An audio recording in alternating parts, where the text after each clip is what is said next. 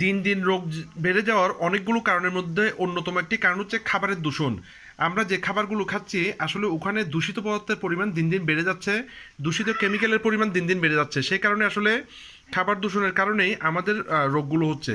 তো আমি ব্যক্তিগতভাবে অনেকবার চায়না গেছি, চায়নায় দেখলাম তারা খাবারকে পিউরিফাই করার জন্য একটা ডিভাইস ব্যবহার করে।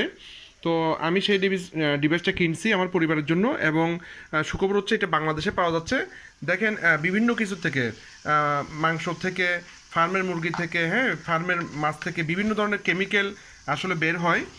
তো এটা সুন্দরা বাইলা মাছ অনেকটাই পিউরিফাই করা, মানে কেমিক্যাল অনেক কম।